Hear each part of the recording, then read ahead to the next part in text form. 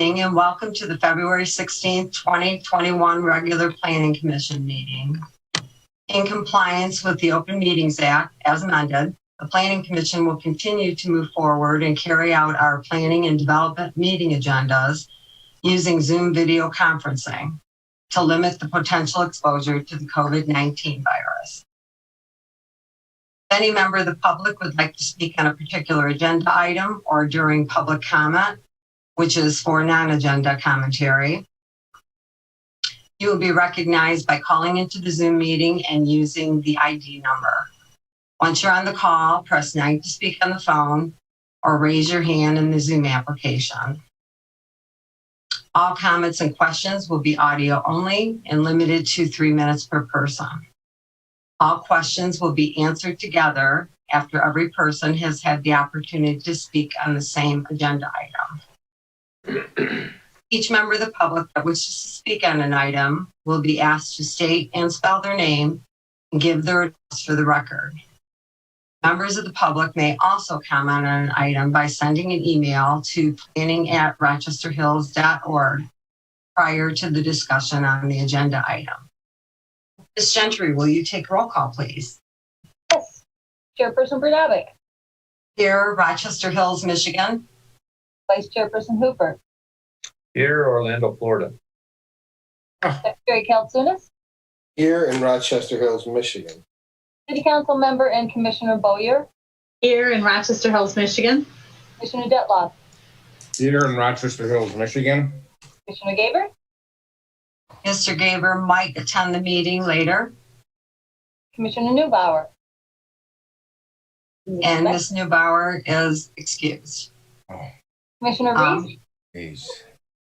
Here in Hale, Michigan. Commissioner Weaver. Here in Rochester Hills, Michigan. We have a quorum. Approval of the minutes for January 19th, 2021 regular meeting. Are there any comments or corrections? I have a motion by Mr. Hooper and seconded by Mr. Kaltsunis for approval of those minutes. Take a roll call vote, please. Hooper. Yes. Kaltsunis. Yes. Reese. Yes. Weaver. Yes. Detloff. Yes. Bowyer. Yes. Bernabik. Yes, that motion passes unanimously. Approval of the minutes for the February 1st, 2021 Joint Planning Commission and City Council meeting with the one addition. Are there any comments or questions in regard to those minutes? Okay, I have a motion by Mr. Hooper and seconded by Mr. Detloff. So I have a motion by Mr. Hooper, seconded by Mr. Detloff for approval of the February 1st joint meeting minutes. Roll call vote, please. Hooper. Yes. Detloff. Yes. Weaver. Yes. Kaltsunis. Yes. Bowyer. Yes. Reese. Yes. Bernabik. Yes, that motion also passes unanimously. Communications tonight, we did not have any. So I will move on to public comment, which is for non-agenda items. Ms. Roediger, do we have any member of the public that would like to speak? I don't see anyone at this time raising their hand from the people on the attendee list, no. Okay, and Ms. Gentry, do we have any email communications? No communications received. Okay, thank you. Move on to unfinished business. Public hearing and request for revised conditional use recommendation. City file number 20-011 to construct a 1,205 square foot addition to the existing 1,221 square foot auto repair facility for Action One Auto located at the southwest corner of Auburn and John R. Roads, zoned B5 automotive service business with an FB2 flexible business overlay, parcel number 15-35-226-006 Vito Papalona is our applicant. Good evening. Good evening. How are you? Good. Ms. Kapelansky, will you move ahead with staff report, please? I will. Good evening to everyone. The applicant is proposing to add about a 1,200 square foot addition to the existing Action 1 Auto. If you'll recall, auto repair facilities are a conditional use in the B5 district, and the expansion would require a conditional use permit approval. The plans are generally in compliance with the ordinance, but a planning commission modification is required to allow for a reduced rear yard setback, and also required to allow for a lesser number of right-of-way and parking lot plantings due to required corner clearances. This item was considered at the previous Planning Commission meeting and needed to be postponed because of public hearing notice requirements. At that meeting, the Planning Commission did request a number of items from the applicant, including updated renderings incorporating windows on the overhead doors and a two-tone band on the rear of the building. Trees were also requested in the rear of the site. The applicant has made these requested changes. The applicant has elected not to stripe any additional parking spaces at this time, and I would note that the site does meet parking requirements as proposed. All staff reviews are recommending approval, and I would be happy to address any questions. Thank you. Mr. Papalona, Yes. do you have anything further in regard to the plan? No, we don't. We made the changes that were requested, and we're going to stick with the parking as it's striped currently. With the 10 spaces? Correct. Okay. I know you were pretty adamant about that at the last meeting, and I know there were several commissioners that expressed concern in regard to 10 spaces maybe not being the best capacity for the lot due to prior experience. I mean, I'm hoping you can almost really give us your word and guarantee us that cars will not be scattered across the lot, because I also would agree that I'd rather see additional stripe spaces to keep it organized looking, not only in the parking lot, but for the view of the parking lot. I can't give you that guarantee. I don't own the business. I'm just the developer and building the building. The parking meets the current parking ordinance, and that's the way the owner wanted to keep it. Majority of the reason for the extra bays is to take those extra cars out of the parking lot and put them inside the building at night. I agree. And obviously the owner is not present with us tonight. No, ma'am. Okay, thank you. Mr. Kalsunas. Thank you, Chairperson Brnovic. I guess, and this has a public hearing, so I'll wait on motions, but I'd like to talk about a couple items for the site plan. I noticed that your renderings showed the glass windows, but your plans did not. Can we make sure that we get our plans updated, please, to show the windows and the doors, as well as the painted band across the back? That be all right if that's in the motion for today? I'm fine with that. You can make a condition of permit approval for the construction drawings to have the overhead doors with glass in them. I'm fine with that, Nick. And the painted stripe in the back. Yes, that's fine as well. The exterior of the building is going to look exactly the way it's shown in the rendering. I know, it's just I'm an engineer, so I want to make sure all my I's are dotted and T's are crossed before. Yeah, you got it. That's fine. All right.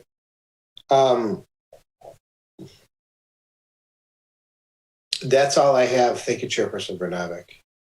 Thank you. I will open the public hearing at this time. Ms. Roediger, is there anyone wishing to speak? We do. We have some hands raised. So let me start with the first person. We have Scott Struzik. Good evening, Mr. Struzek. Good evening. I'm Scott Struzek, a Rochester Hills resident at 2735 Stonebury Drive. I live about 300 yards from the subject property. As a nearby homeowner, I'd like to thank the Planning Commission for their valuable feedback they had for the applicant during the last Planning Commission meeting. I think some of the suggested improvements, particularly for the back side of the building, will enhance what they're trying to do. I feel that the proposed improvements for the landscaping, pathways, and visual elements of this building will enhance the community. I hope that the applicant and Planning Commission are able to resolve the few remaining issues and that the improvements come to fruition. Thanks so much for your time. Thank you. Thank you, Scott.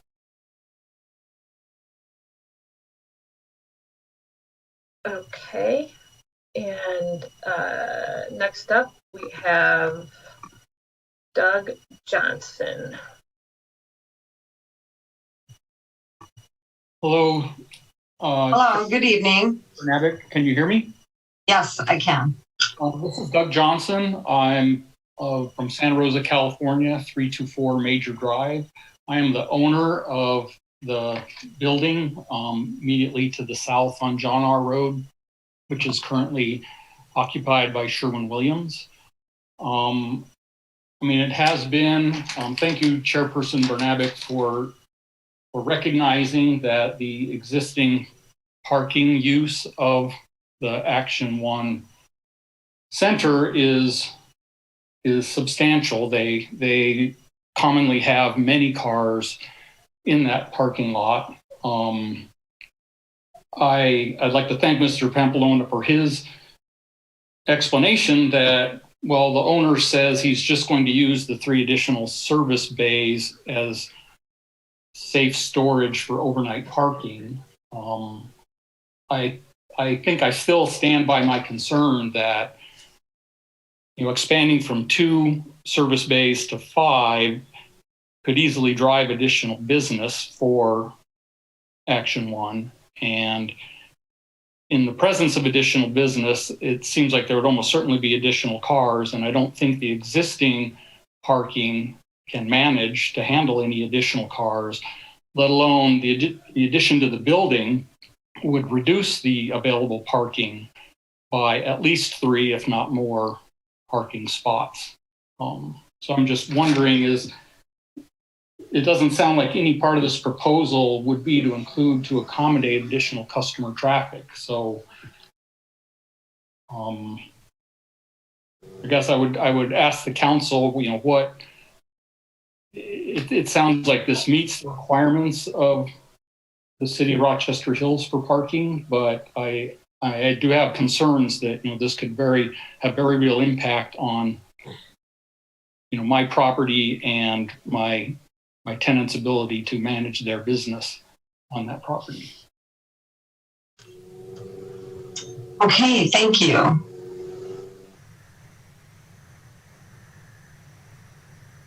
So I guess there is a shared concern. You are meeting the parking requirements, but there is some concern that it really won't be enough. And like I said, I'll repeat it. I guess my concern is that you are doing an update to this building and corner, which is going to look really great. I appreciate the update and it looks good, but I really don't care to look at a parking lot with cars scattered every which way and having 20 cars scattered across the lot. If the business demands that, I would rather see it striped and organized. It's organized in the lot, but the view presents a much more organized look.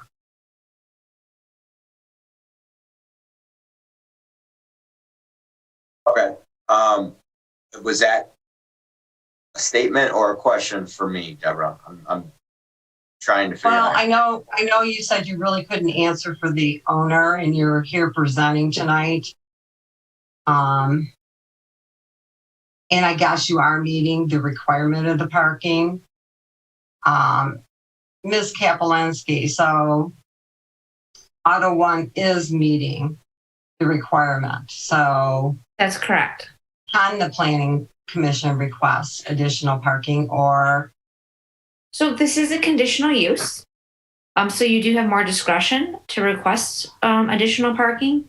If you were to do that and the applicant were to agree to stripe those additional spaces, then as part of the motion, you would need to add in a parking modification to allow the applicant to provide that extra parking.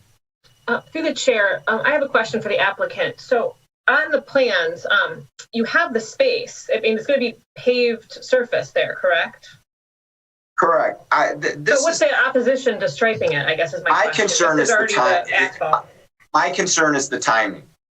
If you can if we can amend the parking right now and put that as a condition of approval, and then you allow us to move forward with our land improvement and give us our site plan approval, I have no problem doing that. It's just going out another month and then going through this process again. The project is just getting pushed back further and further and further. You have to remember too that this being a corner lot, we also had to scale down the size of the actual parking lot. So the parking lot was bigger before and now it is actually smaller. But if you guys can give me that latitude of not having to come back and give me my site plan approval, now I have no problem in adding those extra 3 spaces. And also in regards to Doug Johnson, I wish I had an answer for him as well, but I just don't.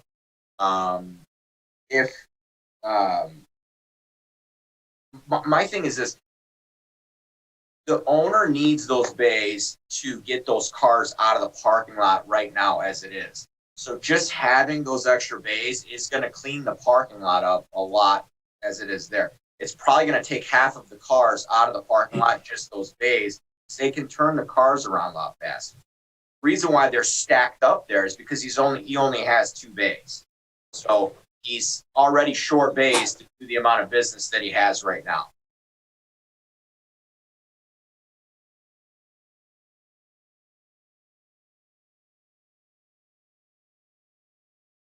So Ms. Kapolansky, is it possible to move forward with a parking modification tonight? Yep, the planning commission could most definitely make that a condition of approval, and that's something, Vito, that we could take care of when you submit the plans to be stamped approved. You would just make that change. We would stamp them approved pursuant to that condition that the planning commission requested, and we would usually carry that over to city council as well. Okay, that's fine. Are you guys going to send this over to city council in like 3 days? I thought that you had said something about that, Kristen, the last time we spoke. Yeah, we're going to try to get this on the February 22nd meeting, so it's a little bit more than 3 days. But should the planning commission recommend approval of the conditional use and approve the site plan this evening, our goal is to try to do that. Okay, I could probably get the engineering turned around to show those extra 3 spaces for city council if you need me to. That's what you guys require. I could get it done. Yeah, so usually we just send the plans as is with the condition, and just a letter from you saying that you would be willing to meet that condition. So there would be no need to turn it around that quickly. I'm fine with that. But thank you. Okay. Okay, so you are stating 3 instead of 5. So you have an objection to going 5? I think it may only fit 3. Okay. But we will max it out according to what we can fit there. So whether it's 3, 4, or 5, we will max it out to fit that space. Hey, thank you. Mr. Kalsunas.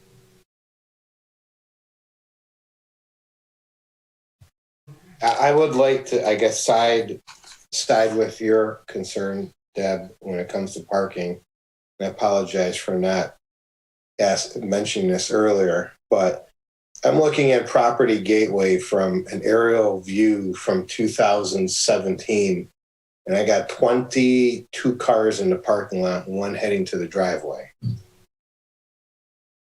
So I definitely concur that, yes, we do need those stripes, and I appreciate you allowing us to make this a motion. And the way I'm going to do it for the staff, that before council approval, that the applicant resubmit a parking plan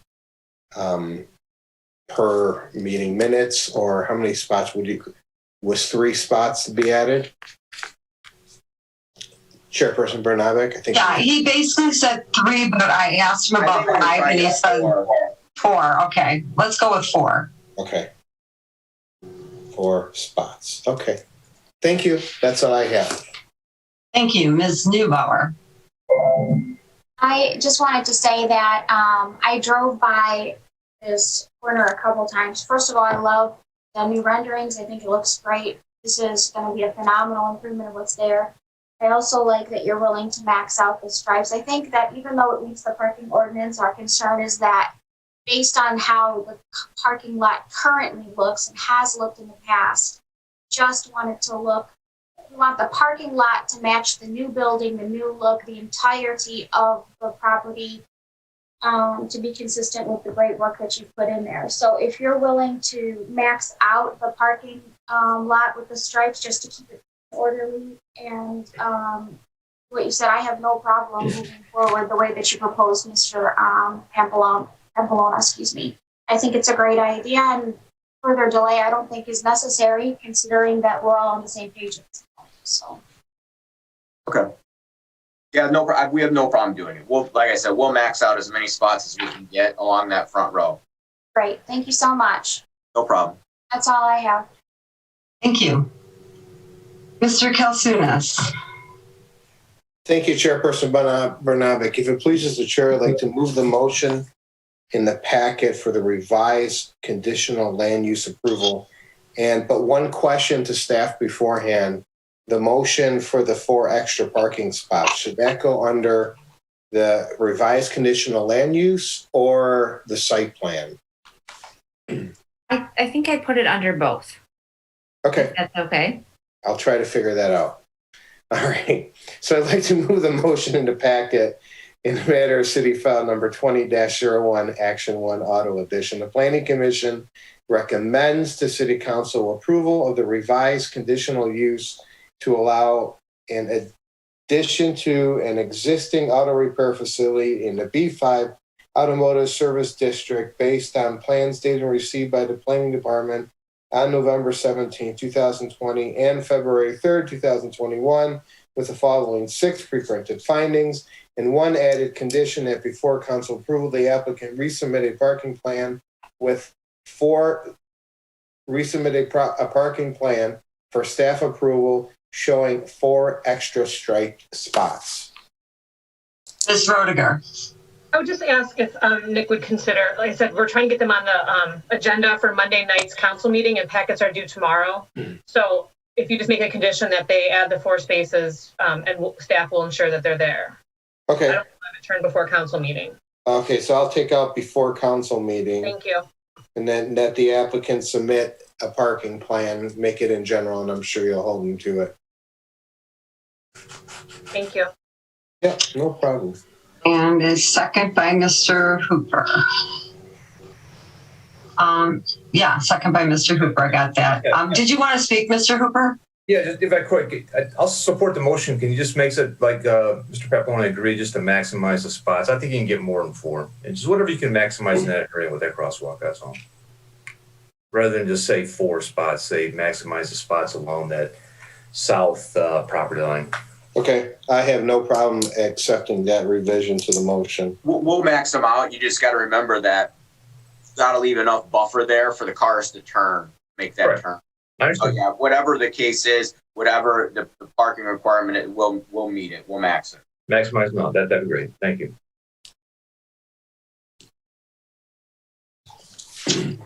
Hey, I have a motion by Mr. Kalsunas and seconded by Mr. Hooper for the Planning Commission recommends to City Council approval of the revised conditional use for Auto 1. Is there any further discussion? Mr. Kalsunas. One quick question, I guess, for the applicant. The reason why we're doing this is you have someone about a mile and a half away from you that has taken advantage and set sort of a bad precedent in regards to parking for used car or car repair sales. And this is part of the reason why we will appreciate you maximizing the amount of spots and put this motion together for us. This is the thing. I completely understand. I own real estate in Rochester Hills, some office buildings, and I have a neighbor that does the same thing. Okay. So I completely understand where you're coming from. All right. Thank you. No problem. Thank you, Chairperson Brnovic. Okay, thank you. And actually, I misspoke. It is for Action 1 Auto Edition that we're approving the revised conditional use. So is there any discussion on the motion? Any further discussion on the motion? Ms. Gentry, will you take a roll call vote, please? Yes. Keltunis, Yes. Hooper, Yes. Stetloff, Yes. Weaver, Yes. Oyer, Yes. Reese, Yes. Newbauer, Yes. Brnovic. Yes, that motion passes unanimously. Mr. Kalsunas. Yes, thank you, Chairperson Brnovic. I'd like to move the motion for the site plan approval in the matter of City File number 20-011, Action 1 Auto Edition. The Planning Commission approves the revised site plan based on plans dated and received by the Planning Department on November 17, 2020 and February 3rd, 2021 with the following 6 pre-printed findings, 2 pre-printed conditions with a condition that states that the applicant submit a revised parking plan with the maximum amount of extra striped spots, as well as a additional condition that the applicant submit a revised plan showing the painted band in the rear and windows in the doors.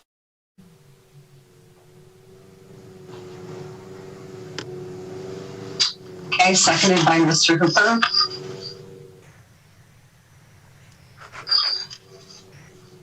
Mr. Reese.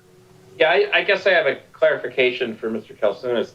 Nick, do you want a note on the drawings? Because on a plan view, you would not show the painted band Appreciate it. or the windows on the doors. I can actually, I'll show both of those on the construction drawings. Thank you. Okay. I mean, you wouldn't normally show them in a plan view. No, you wouldn't, but I'll make sure that it's noted and bubbled on the plans. It's either on an elevation or what I was looking at was the east exterior elevation. If they're on the elevation, that should be. Yeah, they're not right show them now. on a plan view is my point. Yeah, they're not in the elevation view right now.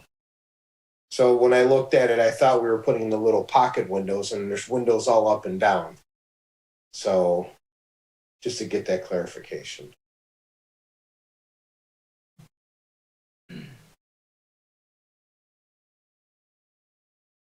Okay, I have a motion by Mr. Kalsunas, seconded by Mr. Hooper, that the Planning Commission approves the revised site plan with the 6 pre-printed findings, 2 pre-printed conditions, and 2 additional conditions as stated by Mr. Kalsunas. Is there any further discussion on the motion? Ms. Gentry, will you take roll call, please? Yes. Keltunis, Yes. Hooper, Yes. Oyer, Yes. Newbauer, Yes. Weaver, Yes. Reese, Yes. Stetloff, Yes. Brnovic. Yes. That motion passes unanimously. Well, congratulations, Mr. Papalona, and I look forward to seeing the site redone. It will be a good improvement for that corner. Yep, thank you all for your time. We appreciate Thank it. We'll Thank you. give you guys a nice quality project on that corner. And again, Thank you for very anyone in the much. audience, this will go to council at the February 22nd meeting this Monday. Okay. Thank you all. Have a good evening. Okay, thank you.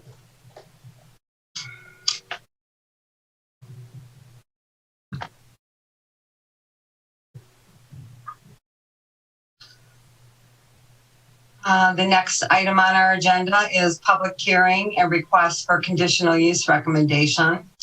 City file number 20-022, Zenat Plaza, a 3-story mixed-use retail and residential building on 0.49 acre located at the southwest corner of Auburn and Gerald Avenue, zoned BD Brooklands District, parcel number 15-36-226-068. Isham Turk is the applicant. Good evening, gentlemen. I don't see the video on you yet, but I do see your names. Good evening, Mr. Fazal. Good evening, everyone. This is Fazal, Iftikhar Fazal. And I think my architect is, I think he is in. Yes, this is Isham Turk. I'm the architect. Good evening, gentlemen. Good evening, ma'am. Ms. Kapelinski, will you move forward with staff report, please? Yes, I will. The applicant is proposing a 3-story mixed-use building. This is in our brand new BD Brooklands district at the southwest corner of Auburn and Gerald. The bottom floor would be retail with multiple family residential on the top 2 floors. And if you'll recall, a 3rd story requires a conditional use permit in this district. The 3rd floor is stepped back appropriately and the required sight lines have been provided. Required parking has been provided as well. The applicant is asking for a space width reduction to allow 9-foot spaces in low turnover areas. All required right-of-way plantings along Gerald Avenue cannot be accommodated because of some infrastructure conflicts. And just like with the last item, if you'll recall, this item was considered at the previous Planning Commission meeting, and we also needed to postpone this one because of public hearing notice requirements. At that meeting, the Planning Commission requested a number of items from the applicant. The applicant has provided the requested rental and pricing estimate. The rendering has been updated to indicate 9 potential entrances in the rear of the site. A PDF of the material board has also been provided. And the applicant has also reached out to the adjacent property owner at 2976 Gerald. And the applicant can provide an update on their recent communications. If you have any other questions, I'm happy to address those, and all staff reviews are recommending approval. Thank you. Mr. Fazal or Mr. Turk, whoever would like to move on at this point. Yes, I'm going to move on. This is Isham Turk again. I just want to thank the planning committee. And as we discussed this last month, the project, as I think you are familiar with, but you requested some more information. I think it was postponed to this month because of the signage was not on the property for the required length of time. And now it is.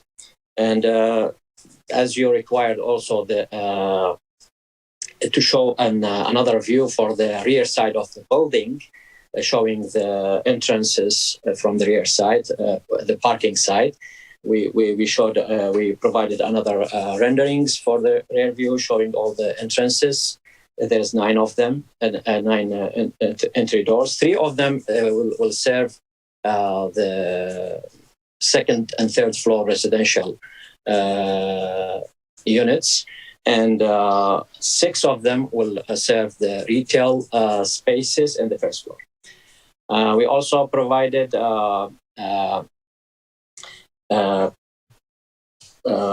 material boards for that we're using in the elevation of the building. It's clear of that we're using in the first floor. First floor stone and limestone with the brick, with the glazing, of course. And the 2nd floor we have brick and alternative maybe composite panel systems, and all the materials are clear in that sheet. We also provided updated environmental impact statement and showed how much is we just estimated depending on the market, how much is the residential units gonna sell or the rent will be. And we estimated that the 2-bedroom units will be sell approximately $299,000 per unit, and the rent will be like $2,000 per month. And for the 3-bedroom units, it will be like around $325,000 per unit, and the rent will be $2,400 per month. We also, Mr. Fazal, the owner, we contacted the neighbor on 2976 Gerald Avenue. Actually, we already did contacted him earlier. I think it was in November. I included that email with the response letter that I have, and also his response to our email also included in that letter. And Mr. Fazal also contacted him again after last month's meeting with an email, and that email is included in our response too. I think that will conclude all our presentation. If you have any questions, we'll be glad to answer. Thank you. Thank you. And I'd like to thank you for providing all the requests that the Planning Commission had at the January 19th meeting. I did see you email the property owner at 2976 Gerald, and you didn't receive a response. And in my experience on the Planning Commission, it's very unusual that the home most directly affected by the development didn't respond, even if it was to say, I have no further questions or comment. I'm hoping the email wasn't overlooked for what could amount to a variety of reasons, or that his email address hasn't changed since August. There was discussion about providing landscaping on the owner's property to buffer the sight line of the 3rd-story balconies looking into the home and yard, but that was not included in your email to the owner. So we don't have a further I don't have an answer for further discussion in regard to landscaping. But to be honest, in my opinion, you would have to plant 30-foot fast-growing trees to buffer the view. Anything less would take years to serve the immediate purpose, which takes me back to removing the 3rd-floor balconies in the back of the building. The conditional use standards for 3 stories reads, sight lines from windows or other occupied areas of the subject building seeking additional height shall be indicated to minimize views from areas of additional height to adjacent residential buildings. Views should be minimized through the use of landscaping, additional step backs, building orientation, or other means as determined necessary by the Planning Commission. An additional step back won't obscure the view, nor will changing the building orientation. The homeowner was not asked or informed of the option to plant trees on his property. And as I said, I think you'd have to plant very large 30-foot fast-growing trees for that buffer to work anyway. So it boils down to any other means as determined by the Planning Commission. And in my opinion, I think removing the 3rd-story balconies to protect the privacy of the homeowner is the best answer. I see 7 balconies pictured on the color rendering on that 3rd story. Is that correct? Yes. Okay, so... I'm sorry, let me check again. It's in the rear view, you mean? Yeah, I was looking at the view that the most recent color rendering you provided. Yes. The southwest, okay, and it appears there's 7 on that 3rd floor. I just wanted to verify that. Let me see again.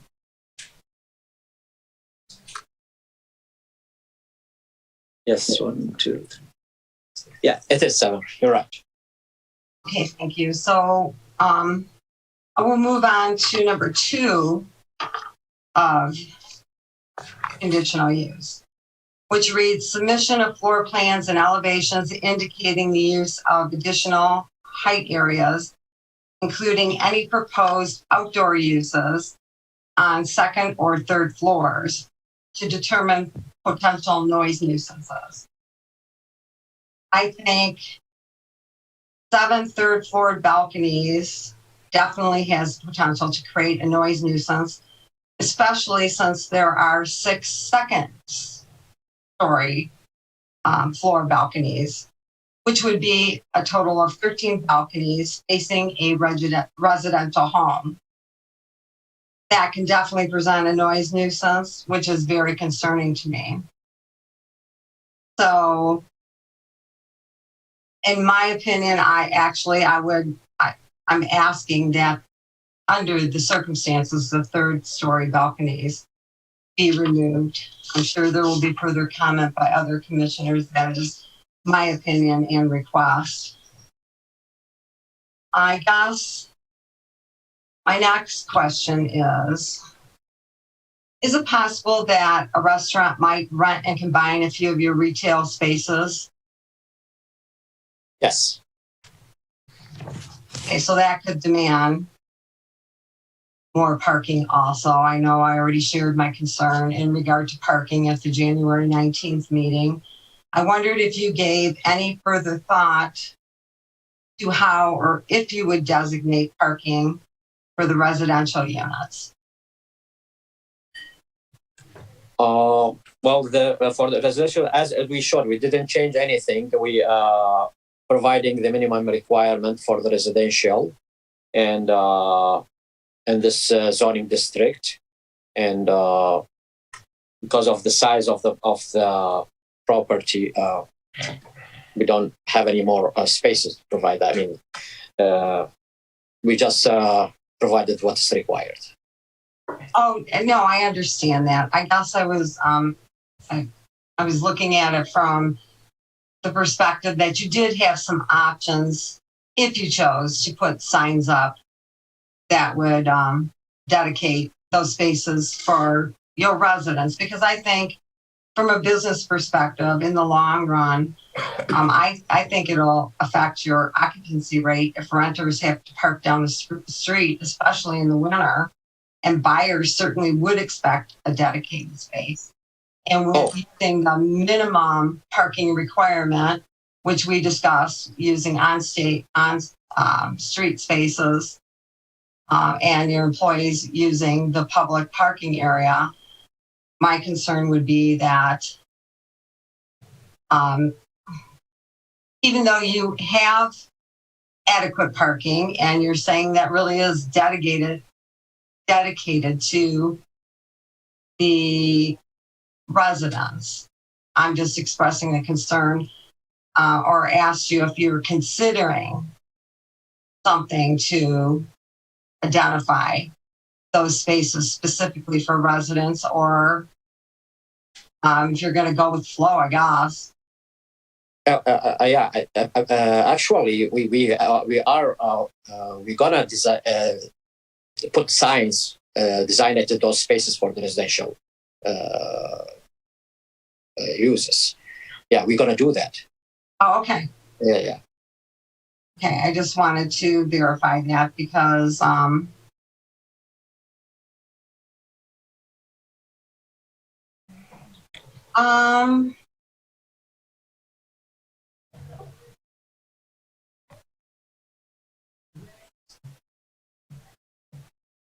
okay, I guess I'm finished. Thank you. Mr. Weaver. Thank you, Chairperson Brnovic. I still think this is a great idea. I really like the renderings that you have. I did have a couple concerns. I know at the last meeting it was brought up that your site furnishings, your tree grates, and your bike racks should match what's existing along the corridor for continuity. So I'd like to see that updated in the plans before approval. And there was also some concern about the plantings in the southeast corner as well. I think the planting bed you have at the east end of the parking lot is going to kind of encroach upon that last southernmost tree that's in the grate. So I think if those can be reworked a little bit, we won't have any problem. I don't really mind the balconies on the rear of the building. I think that'll add to resale. I do recognize that there could be concern for encroachment and privacy in your neighbors to the rear, but there are some existing trees back there, so I think that'll help. But no, again, I think this is a great development, and I'm excited for it. Thank you. Thank you. Yes, thank you for the. For the grades, we're gonna match that existing. That's actually, we can even put it as a condition to the site plan. That's it. Okay, great. Mm-hmm. Mr. Hooper. Thank you, Chairperson Bernabik. Well, I guess what I see on this, I really like the development, and I see this kind of as a watershed moment, because if developers, whoever they are, whether this developer, the next one, or if there will be a next one after this one, depending on what happens here, if they're not able to get that third story, then I kind of believe it's a watershed moment whether this Brooklyn's district's going to work or not, or survive or not in the Rochester Hills with the investment the city's made. And I know there's a lot of discussion way back when about creating that Brooklyn's district and allowing that third story. I fully understand it, and I fully appreciate the other planning commissioners' opinions on that, whether it is appropriate or not for the area. It just, if in this case, if it doesn't happen here, it's never going to happen anywhere else, in my opinion, on this. So, with that, I do support the project, and I do support the third story, and I kind of echo Mr. Weaver's comments too as well. With that, and all due respect to my fellow commissioners too. No, I have no feelings either, towards any of my commissioners on their opinion as well. Just in this particular case, I think we're at that watershed moment, whether this is going to move forward or not. Thank you. Thank you. And actually, I wasn't requesting a removal of the third story, but the third story balcony because of the sightline views encroaching into the home directly behind. Then I went in not only because of the invasion of privacy, which we definitely have to consider. That's exactly why this third story is a conditional use. Does have to do with those sight lines. And then, of course, the noise nuisance, which is quite a bit facing a residential yard. So just to verify that my request was not removing the third story, it was only the third story balconies, and actually only in the rear of the building, not in the front. Mr. Kalsunas. Thank you, Chairperson Bernabik. On the subject of the day, I guess, with the third story in the balconies, I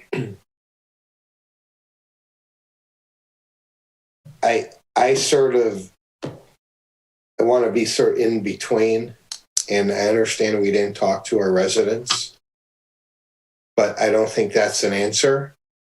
I prefer, and I don't know how staff can handle this, we look at potentially an escrow or something that could be donated to that if the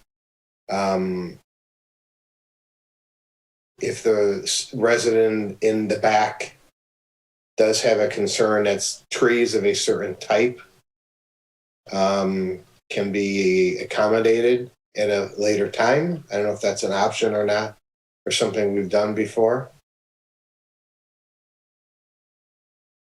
Ms. Bernabik, if I may, so, in working with the whole Auburn Road project, I've interacted with that neighbor as part of the alley being constructed and the fence going up. In my experience with them, and obviously we didn't talk about this project, but they were very, they were for the project, they were very laid back, they didn't have any concerns. And so my guess, based on my interactions and talking with them, is that no news is good news, that they don't have any objections. But as is consistent what we've done with other, developments in the past, we can have it that, the applicant can work with staff if the neighbor, wants some additional landscaping, that we can work with them to provide some. But as Mr. Weaver indicated, there's some very substantial evergreen trees that are along that south property line, as well as a garage, and many things that really kind of are natural existing barriers between the property and the alley. But I would hate to put in an escrow account for that at this point. We can just make it a condition that we can, continue to reach out to the neighbor, and if there's any further, screening that is required, we can work it out with staff. But in my experience, I don't think that they've requested any or have concerns. Okay, I think that's fair to me. I guess we'll see what the other commissioners would say. And I guess for the applicant, when it comes to the parking, and I'm going to make this statement here. You're asking us to go outside of our boundaries. Meanwhile, all I hear is the comments, we're at the minimums, we're at the city minimums, we're at the city minimums. Or we meet the requirement, or we meet the requirement. Meanwhile, you're telling us to step outside of our requirements and your conditional land use.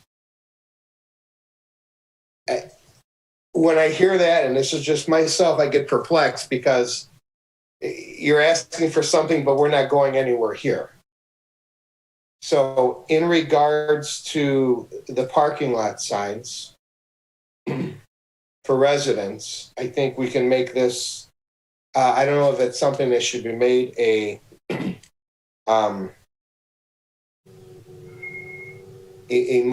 condition to the motion, but it's going to be common sense at the end of the day.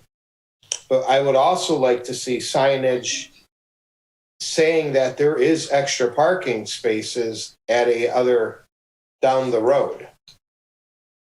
So if somebody does come in and they're circling, they'll be able to see, oh, there's extra parking at a city lot just north of here or at this address. Because if this is going to be sort of our new way of life in this area, and only in this area, I'd like to at least let's help people out initially. Did you guys have an issue with that? I don't. No, we don't think so, and I agree with you. I mean, that's what we planned for. I think we, when we designed the property, we considered the future that this new zoning district is proposing for this area to encourage the pedestrian use and other type of transportation. And we don't mind putting signs to that there is other close by parking areas that will be available around the building. And that's okay with us too.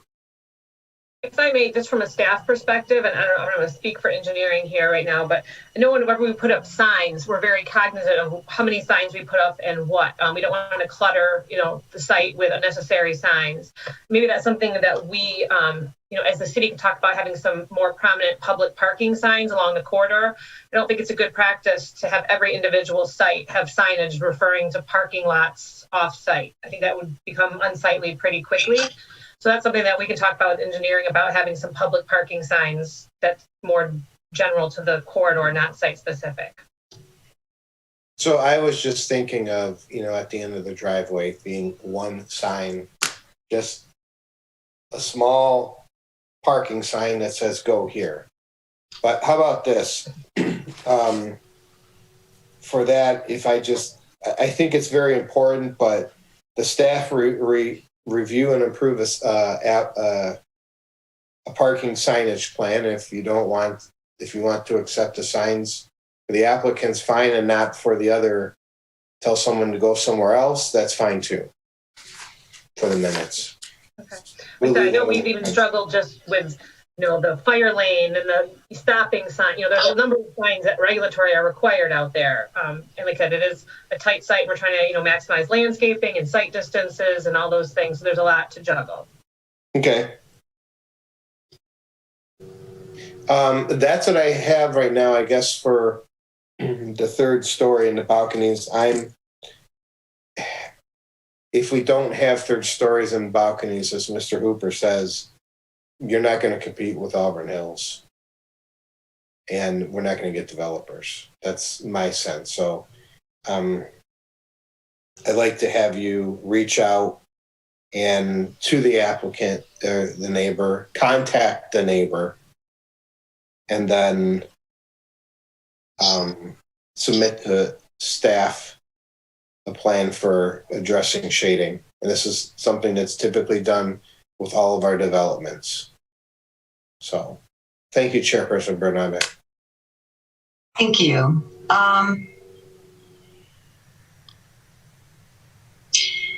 If that were the case, I guess I have a question for Mr. Weaver. If plantings in this situation were going to take place in a neighboring yard, what would be the best example or recommendation for a fast-growing, attractive tree to buffer the view? Well, there's, the arborvitaes tend to do pretty quick growth. They can get going pretty quickly, and there's a number of varieties that'll stay pretty compact in the 5 to 8 foot width range, but still also get 20 to 25 feet or more tall. Some spruces, you can usually get those rather large. Same with firs and some pines as well. Those will stay evergreen all year long. Those do tend to be more tree-like, though. They'll get a little bit wider, a little bigger. But there are some options. But similar to what Sarah pointed out, there is a garage back there and some other things that should help with screening. But I think there are options that could be planted that'll help. I was actually looking at the sight line going into the second story house window. That was my concern. All right. But second story house window is probably, give or take 20 feet off the ground. That height could be reached relatively quickly with some, various evergreen plant stock.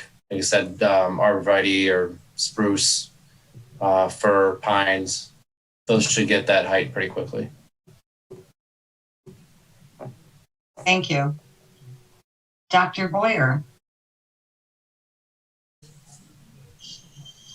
Thank you, Chairperson Bernabé. I think Mr. Reese has been waiting, but I think was just taking it in the order that I saw the hands raised. So, Mr. Fazal, Mr. Turk, thank you so much for coming back with the things that you've changed. I think the building looks great. I love the 3 stories. I love the balconies. I don't see any difference between these windows as balcony windows or windows as regular residential windows. You're still going to be able to see out of them. These balconies are so small. You're not going to have parties on these balconies. Probably the bedroom ones, you're probably not even going to be going out those ones. You might go out the living room ones, but that's just a small balcony. So I don't see either an issue with noise. I also don't see an issue with privacy, because whether it's a window or a balcony, you're still going to see out of them. I think you guys have reached out to the neighbor. I appreciate that you've done that. I don't think the neighbor's raised any concerns. I don't think we should be asking the applicant to continue to try and convince the neighbor that he needs trees and he needs something when he hasn't even asked for it and said he wanted it. This is what this was designed for, exactly, this building. The whole corridor was based on these kind of buildings, and we put that out to the residents, and they came to, I think we had, 4 different kinds of public interactions where they all had their chance to voice whether they like these buildings or not. And we had a few people that didn't like it, but for the most part, everybody loved this idea. And as Mr. Hooper said, if we're not putting in this sort of building, why did we waste millions and millions of dollars in this development down here? So this building, I think, is just fine as it is. As to the signs, I have to agree with Ms. Roediger. We don't want sign pollution, and we don't want everybody putting up a million signs. This is only 4 city blocks big. If you can't figure out that there's city parking on the other side of the road when you're going to be living here, or whether you're going to be at a business here, you're going to figure it out because it's such a small corridor.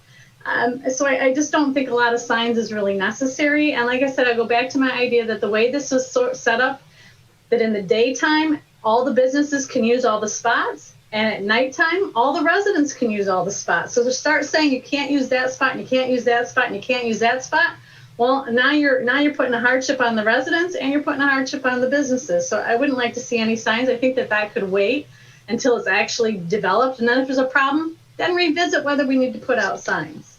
So those were my things about what I'm hearing from the other commissioners.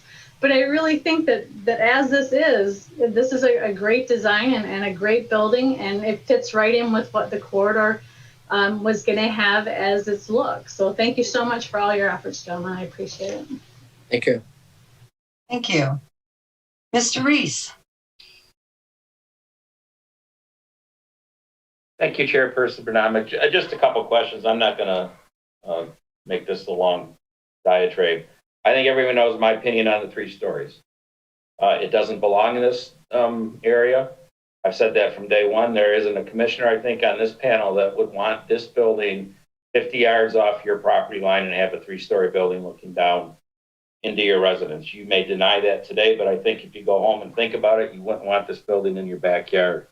There were more than a handful of residents that were opposed to 3-story building in a residential area. So while I support the Auburn Road development, I think 3 stories is out of place in this community. And I don't think it's a well thought out plan in that regards. I think we're trying to cram 5 pounds into a 2-pound bag here. And on the fact that that's what it's going to pencil from a ROI standpoint.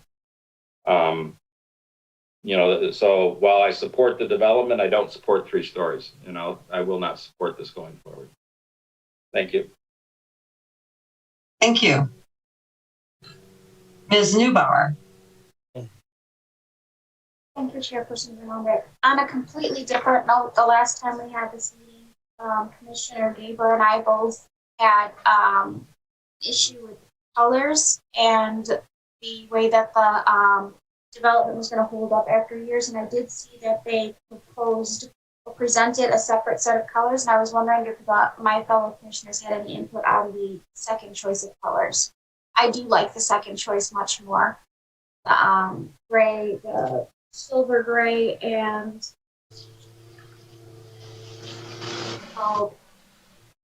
anthracite gray. A little tiny on my development. I didn't know if anybody had any other input, but I do like the second set of colors.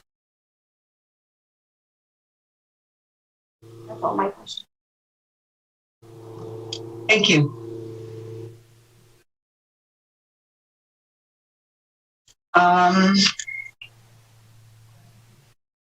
We did receive an email in our planning packets from Ernest Colling Jr. It was rather lengthy, so I will just summarize it. And he is stating that he opposes the approval of the site plan for this plaza.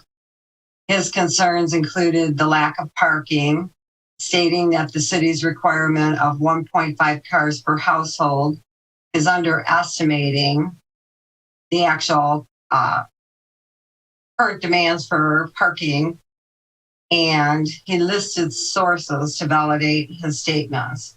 He felt that the requirement should be 1.922 per household based on the sources that he listed in his letter. He questioned snow removal and it impacting available parking in the rear lot. He reminds the PC that most people don't walk in the winter weather 5 months out of the year. He also expressed concerns about traffic in the subdivision increasing, stating that there's already a problem with speeding and drivers using the subdivision to avoid Auburn Road. And he felt that the redevelopment of the area should not serve to create a negative impact on residents and the surrounding area. So I'm sure his email will remain part of the record. And I do have a Mr. Detloff. Thank you, Madam Chair. I would agree with Marvy that, I do like the, the renderings that were submitted and that with the color choices. I go back to Mr. Hooper's comment too about this being a watershed moment for that area. We took the time and energy to really put, a lot of thought into this whole redevelopment. And, it's developments like this that I think are really going to hopefully, spur other developments in that. If you want to create that little mini downtown feel or whatever, this is a perfect project, for that. I support the third floor balconies. And again, I would just say that I would hate to see the city's, multi-million-dollar investment in this kind of go to waste if we're gonna, continue to tie, people's hands with this. So I support this wholeheartedly, and I want to thank the gentleman for their efforts in bringing it to us. Thank you.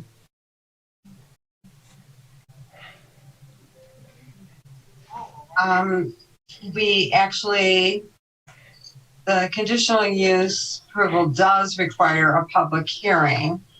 I am going to open that public hearing now. Ms. Roediger, is there anyone that wishes to speak? We do. Let me start again with Scott Struzik.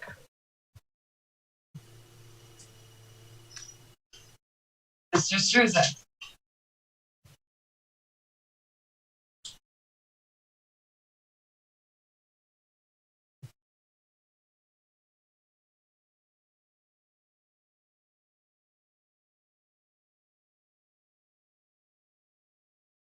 We can't hear him. Mr. Struzik, can you hear us? Let me try this. Here he is. He's off mute. Not anymore. Can you hear me now? Yes. That was odd. I was unmuted, but until you switched me over there, That's okay. Wouldn't let me speak. Okay. Well, thanks so much, Chairperson Brnovic and Planning Commissioners. I'm Scott Struzik, a Rochester Hills resident at 2735 Stonebury Drive. I live within walking distance from the subject property. I'm very excited about this development. This is the exact kind of investment I was hoping for when the Auburn Corridor plan was announced. I feel the height, density, and mixed usage are appropriate for Auburn Road within the corridor. There is ample and underutilized parking in this area. In total, there are over 120 public parking spots between this block and the two adjacent blocks, including 35 on-street parking spots. These parking spots are currently underutilized, waiting for a development like this to drive business to the corridor. There's a saying that if you build it, they will come. We built the Auburn Corridor, and this is the project that we wanted to come to it. I hope that the Planning Commission and applicant are able to come to an agreement over what changes need to be made and that the project comes to fruition. It would be a great jumpstart for what the Auburn Corridor will hopefully become. Thank you very much for your time. Thank you. And Ms. Roediger, I think I see another hand raised. Yeah, let me try this one. Tom Yazbeck. Hi, can everyone hear me? Yes. Hi, everyone. This is Thomas Yazbeck. I live at 1707 Devonwood Drive in Rochester Hills. I just kind of wanted to echo what the last caller and some of the other people here had to say. I am very supportive of this project. It's projects like these which would make me more likely and to visit this part of town. I support the idea of a three-story building in this area. So I just want to thank Chairperson Brnovic and the Planning Commission here for letting me speak, and I really support this project. Thank you. Thank you. Ms. Roediger, do we have any further speakers? Nope, I don't see anyone else raising their hand, and you already did read the email that we received today into the record. Okay, and Ms. Gentry, do we have any further email communications? We do not. Okay, thank you. I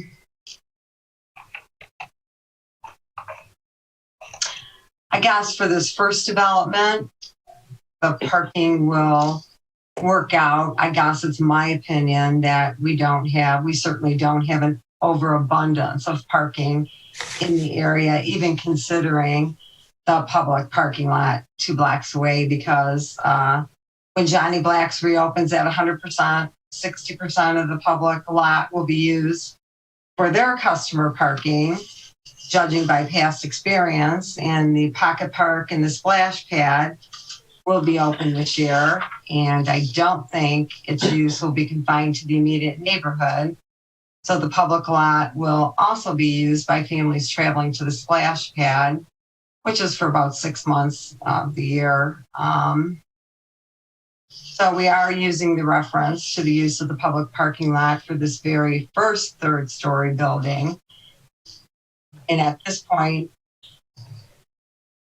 access for maybe employee parking, but obviously it'll be a concern in the future. I guess I'm just saying it's my opinion. At this point, we don't have an overabundance of parking, but I do thank the residents for coming to the meeting and speaking and sharing their opinions with us. Mr. Kalsunas. Thank you, Chairperson Benabik. Seeing no other commissioners have their hands raised, and we did do the public hearing, I would like to move the motion in the packet for the conditional land use approval in the matter of City File number 20-022 Zenith Plaza. The Planning Commission recommends to City Council approval of the conditional use to allow step back 3rd story on a mixed use retail and residential building in the BD Brooklands district based on plans dated and received by the Planning Department on December 11th, 2020 and February 4th, 2021 with the following 6 pre-printed findings.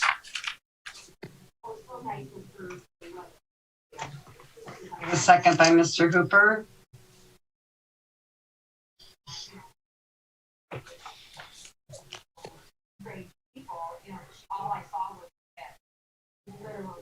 I have a motion by Mr. Kalsunas, seconded by Mr. Hooper, that the Planning Commission recommends to City Council approval of the conditional use to allow the step back 3rd story.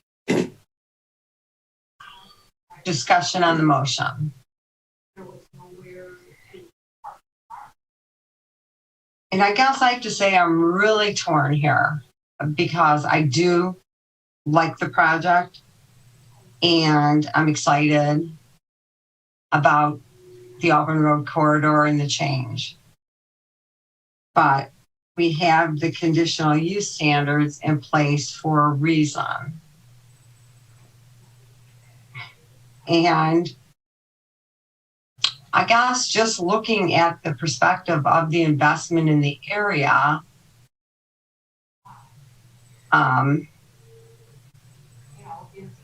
I guess I'm asking, why do we have the conditional use in place then if we aren't going to consider it? And maybe in this case, the neighbor didn't respond. I don't know what the reason is. I still question, would landscaping be sufficient? But that option would have been there. I guess this situation will have to be monitored in the future with noise and sightlines, because I do believe we firmly need to consider the privacy of the residents behind, and 3 stories is new to the neighborhood, and do everything we can to consider the sight lines into those homes. And I think that's what disturbs me at this point, is we have this condition in place and it seems we're not really considering it to its full ability. I guess I'm questioning why is it there then if we're just interested in 3-story buildings to prosper in the area. That is my concern. I don't have anything against the development looking at it. I support it. And I think I'm really torn at this point because of those sight lines and because the lack of privacy it could cause. And I don't think anyone would want that looking into their window.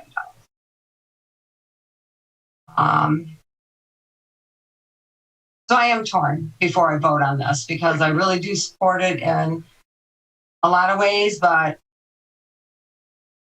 this part of it bothers me. Ms. Boyer.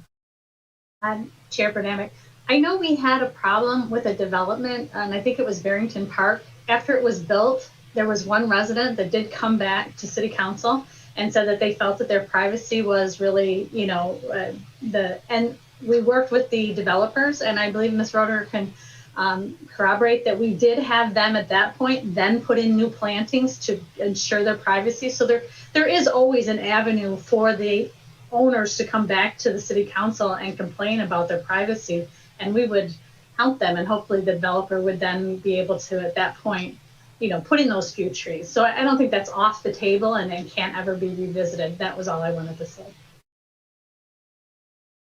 Thank you. Yeah, if I can respond, I pride ourselves in our department, in our city, and working with both the applicants and the neighbors well after this meeting ends. I mean, we are still talking with developments that were approved years ago and build relationships. I mean, I know Nick's aunt personally from Barrington Park.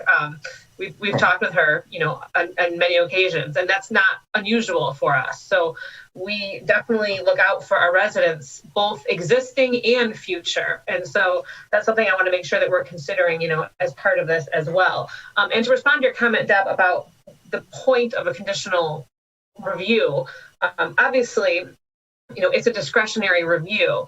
It's not permitted by right, the way, a residential house is permitted by right in a residential zoning district, but it's intended to set some parameters, that are very site specific. And so, I don't think it's a carte blanche for 3 stories everywhere. I think you have to look at each individual parcel and look at, what surrounds it and the context of that site as it sits, in the corridor, in the city, in that block.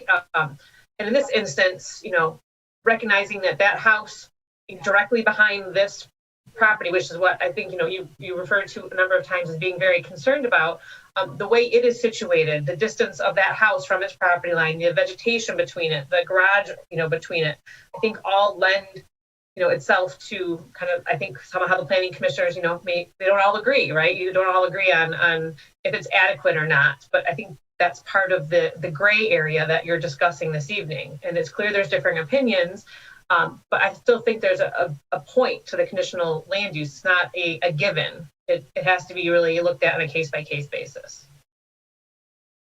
Well, I'm really glad to hear that because I do believe it is the standard because the 2 stories is the only thing that really can be built by right. That's the way I'm viewing this ordinance. Is that correct? Correct. And the 3rd story is that conditional case-by-case basis based on what's being proposed and that site in relation to the rest of the corridor. And I do just very quickly want to just comment too. I know there's been a lot of discussion even in the email from the Collings about, a lack of parking and some of the commissioners' concern that there isn't adequate parking. I just want to, remind the commission, it was brought up, at our joint meeting, I believe, and in meetings in the past. I mean, as part of this corridor, the city is committed to finding long-term parking solutions for the corridor. And so, we do obviously have our first city-owned parking lots that exist right now, but we're, per the direction of Planning Commission and Council, are looking at other options in the future. So know that that's a high priority on our radar because we are heavily invested in making sure that this, this Brooklands district is a successful part of our community. And so again, it doesn't begin and end with this planning commission. It's just one part of the bigger picture. So just wanted to put that out there. Thank you. Mr. Hooper. Yes, thank you. Just, echo that. And I think I mentioned it at our last meeting too as well, that the city purchased and built the one public lot. There's going to be more. There's no question about it. They're going to have more public parking there. So, and I just want to echo that I said it before. And I just think it's a given. Thank you. Thank you.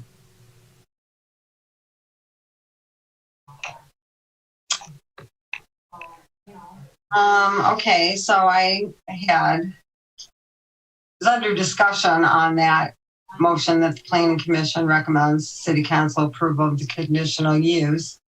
So I will, Mr. Hooper, did you have another further comment, or is it just your hand is not taken down? No, I don't. Okay, no, I didn't remove my hand. Sorry about that.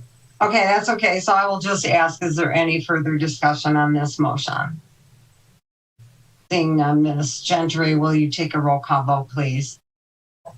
Keltunis, Yes. Hooper, Yes. Newbauer, Yes. Reese, No. Weaver, Yes. Statlaw, Yes. Boyer, Yes. Bernabik. Yes. So that motion passes 7-1. Chairperson Brnovic. I would like to move the motion in the packet, but I would also like to just confirm I'm running two conditions right now to talk about this with the applicant. One is Mr. Weaver's request that applicant submit a plan for staff approval for the revised plan showing bike racks and grates that match the Auburn Road theme. Does that make sense to you? I could probably understand why you noticed that because you did it. A lot of thought went into it. Okay. The other one, I listened to the other commissioners and Councilwoman Boyer when I was ready to write the signage motion. And I was thinking about what to say, and then you're like, I was like, okay, we'll just go with the one. The second one I have is the applicant further reach out to the neighbors to confirm that the neighbor would want additional screening on their property and submit a plan for staff approval. Just to document it. And I trust the staff will be all over this one. We'll leave it the way that it is so that if we do have to go back, it is documented. So I'm sure the applicant will have no problem with those two motions. No, there's no problem. No. Okay. Understanding that, I would like to move the motion in the packet in a matter of city file number 20-022 Zenith Plaza. The Planning Commission approves the site plan based on plans dated and received by the Planning Department on December 11, 2020 and February 4th, 2021 with the following 5 pre-printed findings, 2 pre-printed conditions, with the added condition that the applicant submit a plan for staff approval showing a revised plan with bike racks and grates that match the Auburn Road theme. Another condition that the applicant further reach out to neighbors to confirm that the neighbors would want additional screening on their property and submit a plan to staff for approval. And I have a second by Mr. Hooper. And I do believe it may not be a condition on the signs, but the applicant has already stated that they will place signs to identify residential spaces. That is their option. They can, choose to have them or not, but it is their option to place those signs up. They have the right to place those signs up. I don't particularly think it's a bad idea because everyone there will not be gone at work during the day because there are so many people working from home. You may attract retirees, at-home parents. I mean, I can only speculate. I just think it's a good business move to make sure that there's dedicated residential parking. But in any event, it's not conditioned, so the applicant can move forward as they do. So I have a motion by Mr. Kalsunas, seconded by Mr. Hooper, that the Planning Commission approves the site plan with the 5 findings, 2 pre-printed conditions, and 2 additional conditions that are stated for the record by Mr. Kalsunas. Is there any discussion on the motion? Ms. Gentry, will you take a roll call vote, please? Kalsunas, Yes. Hooper, Yes. Weaver, Yes. Etloff, Yes. Collier, Yes. Lubauer, Yes. Reese, No. Bernabet. Yes, that motion passes 7-1. Okay, thank you, gentlemen. Congratulations and good luck with moving forward. Yeah. Thank you for your investment. Thank you very much. Thank you very much for your time. Thank you. Also. And just for everyone watching, like the previous project, this will be going forward to council at the Monday meeting on February 22nd. Okay. Thank you. Thank you. Thank you. Thanks a lot.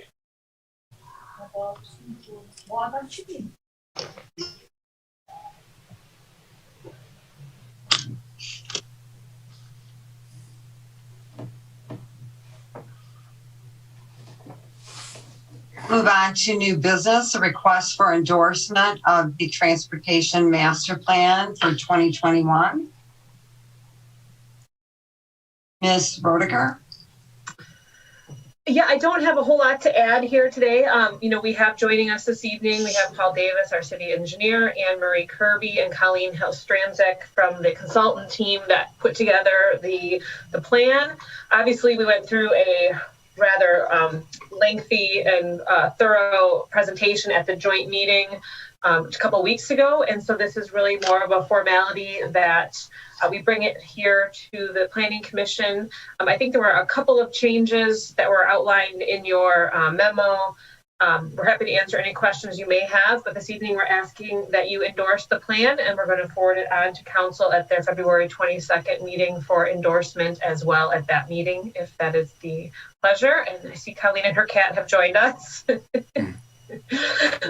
yes, we're happy to answer any questions that you may have. Thank you and good evening to everyone, Mr. Davis and Colleen and Anne Marie. Thank you again for the work done and on the plan and the presentation at the joint meeting by consultants and Mr. Davis. Is there any discussion on this motion? I don't have a motion yet. So I will turn that over to Mr. Kelson. Oh, yeah, you got your hand up. I see it now. Yep. Thank you. The staff, thank you to our team that put together this transportation master plan. I'm sure, it covers a lot of the bases, and we'll look forward to using this as our plan for the future. So with that, I would like to move the motion in the packet that the Rochester Hills Planning Commission hereby endorses the 2021 Transportation Master Plan. Okay, I have a second by Mr. Hooper. We have the motion by Mr. Kalsunas, seconded by Mr. Hooper, that the Rochester Hills Planning Commission hereby endorses the 2021 Transportation Master Plan. Any further discussion on the motion? Ms. Gentry, will you take a roll call vote, please? Kalsunas, Yes. Hooper, Yes. Etloff, Yes. Weaver, Yes. Collier, Yes. Reese, Yes. Lubauer, Yes. Bernabet. Yes. So that motion passes unanimously. And thank you all again. Mr. Davis. Thank you, Chairperson Bernabek. If there's anyone that doesn't think that engineers and planners can work together, I'd point to this document. I think we did a fabulous job working together. It's an important tool. It was supplemented by some very passionate and well thought out comments from the public. We had good public attendance, even though we had to deal with COVID like so many other items brought forward to this board. We did have a few month break, but I think in the end, like Mr. Kaltuna said, it's going to be a very good document for us to guide us into the future priorities for the community. And I want to again thank the Planning Commission for the endorsement. Thank you. Thank you.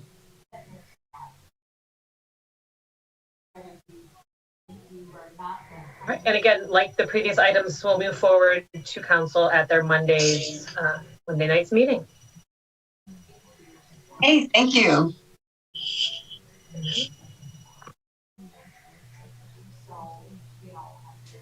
And we'll move on to the master plan implementation update. And thank you, Kristen, for sharing the update with us. And I noticed that you said the Planning Commission is not asked to take any action on this item tonight, so you're sharing it with us. Yes, so this is part of our RRC certification that we received last year. That's the Redevelopment Ready Communities certification through the MEDC. So we are providing our required yearly update to you on the implementation, and this will be passed along to the RRC folks as well. Thank you. I appreciate the update. I did read through it. Is there any other discussion on the master plan update? Okay, so seeing none,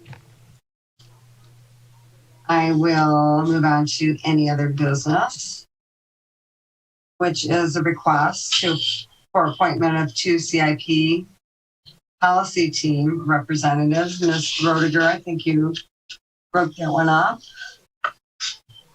Yeah, I mean, every year we go through our annual CIP process. As part of that, there is a policy team that's made up of various kind of stakeholders and departments, Planning Commission, Council. And so we do need 2 Planning Commission representatives who'd like to volunteer and help us rate and review all potential projects that come before us. And then this usually comes before the Planning Commission, I believe, at your April Planning Commission meeting. So the commitment really, I think we did it all virtual last year. I'm guessing that may be the case again this year, is to review the projects and submit your ratings and help us kind of evaluate where those projects will fall in priorities for the years coming forward. Thank you. Mr. Hooper, you're currently on the CIP? Yes, I'm willing to serve again for that. I've served the last several years. Okay, and who was sitting with you? Was it Mr. Charter? Mr. Schroeder, correct. Okay, so we have a spot open. Mr. Hooper said he would like to serve again this year as part of the CIP policy team. So is there any other commissioner who would like to volunteer to sit on the CIP? I think it actually only involves a couple meetings, doesn't it, Greg? No, it was all virtual last year. So all the information came out. You had to spend some time, reviewing each of the projects, and you put your ratings together on them. Right. I guess I meant how many, even if it's virtual, how many meetings do you usually have in regard to the CIP? I have no idea. So I thought it was only a couple, but obviously I never sat there, so I could be incorrect. Yeah, I think last year there's no meeting. You just get sent the list of projects and some rating sheets, and you return them on your own time. If I remember correctly, there wasn't even a virtual meeting. It was just reviewing individual potential infrastructure projects. Right. And if they had questions, I sent them back. Yeah, which again is not the normal process. Usually there is one meeting that we can ask questions. But I think it'll be virtual again this year is my guess. I'll volunteer for it. Okay, Mr. I think Weaver. Mr. Weaver would be a great addition to that committee.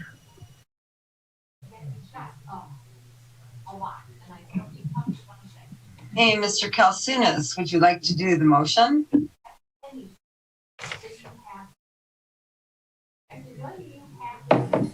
You're muted. Sorry, I lose brownie points today on that. I would like to make a motion that the Rochester Hills Planning Commission hereby appoints Greg Hooper and Ben Weaver to serve on the CIP policy team for the 2022 through 2027 capital improvement plan. Do I have a second?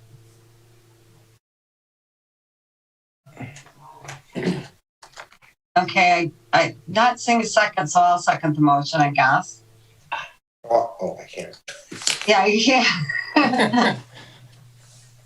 So, a motion by Mr. Kalsunas, seconded by Ms. Vernabeck, that the Rochester Hills Planning Commission hereby appoints Mr. Hooper and Mr. Weaver to serve on the CIP policy team for 22, for the year 2022, I guess, which they're working on 22 through 27. Is there any further discussion? Roll call vote, please, Ms. Gentry. Kalsunas, Yes. Bernabik, Yes. Hooper, Yes. Reese, Yes. Newbauer, Yes. Weaver, Yes. Petlov, Yes. Boyer. Yes. And so that motion passes unanimously. Just like to remind everyone that the next meeting date is March 16th, 2021. And actually I should ask, will we be moving ahead with Zoom meetings? I know the meeting not in person was supposed to be enforced till what, March? Has that changed at all? No, as of right now, our direction has been to continue virtual meetings through March 31st. So your next meeting will be virtual, as far as I'm aware, as of today. We did receive an update that there are some discussions about extending that till June.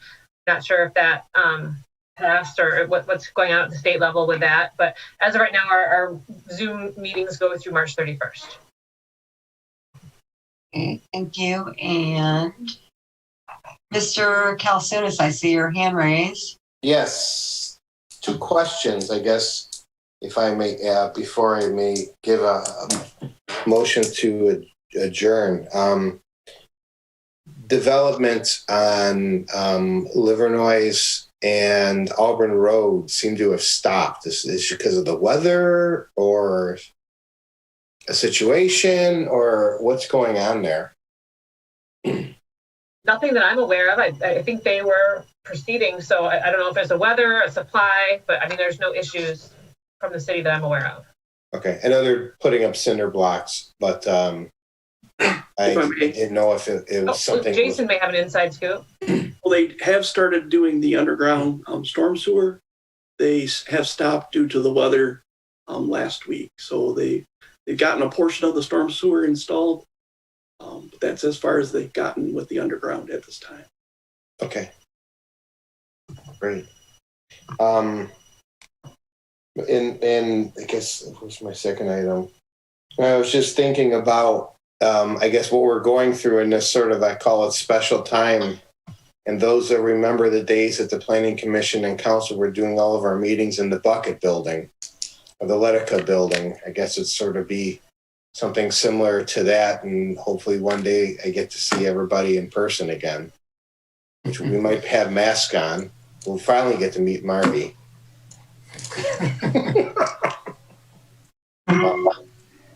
With that, if it pleases the chair, I would love to make a motion to adjourn. Certainly. Do I have a second? Mr. Detloff. I have a motion by Mr. Kalsunas, seconded by Mr. Detloff to adjourn this meeting. Ms. Gentry, will you take a roll call vote, please? Certainly. Kalsunas, Yes. Detloff, Yes. Boyer, Yes. Hooper, Yes. Weaver, Yes. Newbauer, Yes. Reese, Yes. Chairperson Bernabik. Yes. So this meeting is adjourned, but everyone stay safe and warm and not snowed on for a while, maybe. All right. Everyone, thank All right. you. See you later. Good night, Good guys. night.